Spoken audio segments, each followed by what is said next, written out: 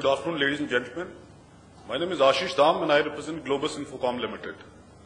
It is really fortunate that we are discussing this subject, building schools for future, at a stage where IT contributes to about 6 to 8% of India's GDP.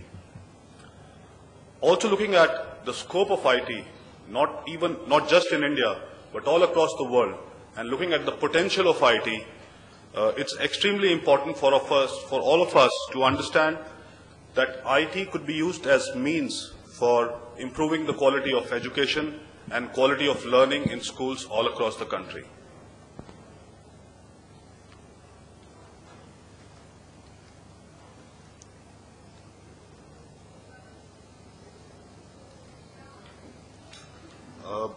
Objectives.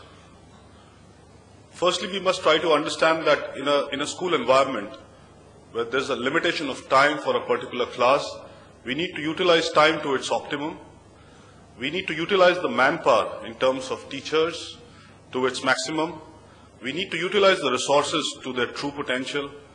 By utilizing resources, I mean the infrastructure that is available inside a classroom. We should look at achieving literacy of highest standards. Literacy has got various standards, and we should look at achieving literacy of the highest standards.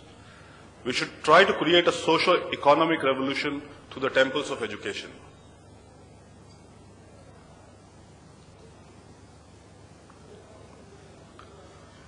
The mission is to make education and studies more interesting, more interactive, more collaborative, where students could actually participate more and in the process they benefit more. To make education more reachable even to remote areas. To make education more practical, and also to increase the student, teacher and the administration communication, to improve the level of communication between the students, the teachers and the administrators. And the basic idea is to make education result oriented.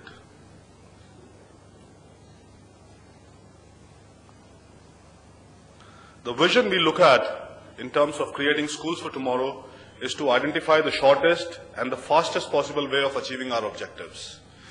To identify the technologies, aids available in terms of IT and other infrastructure to improve the quality of learning. To motivate and train the existing manpower.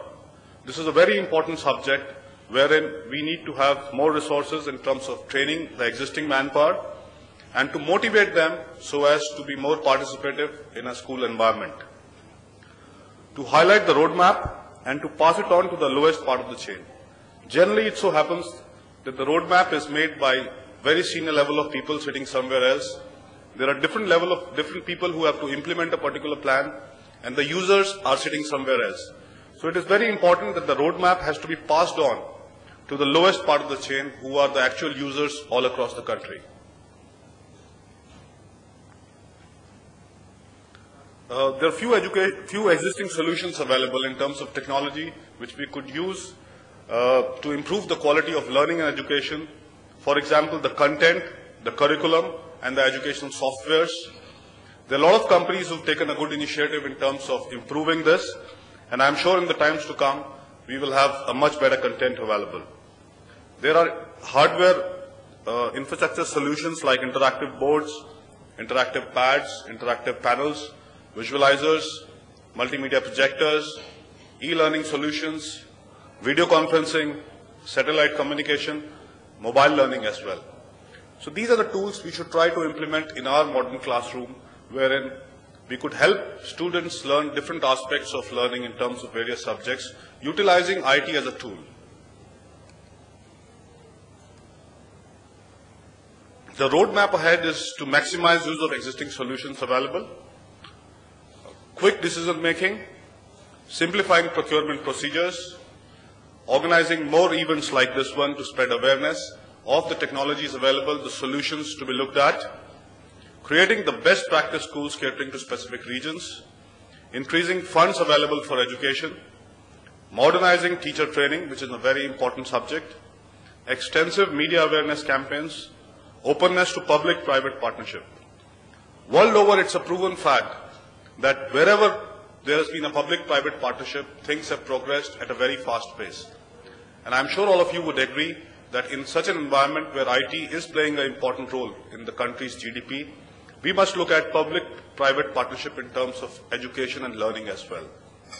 Appreciating initiatives taken by organizations, I was really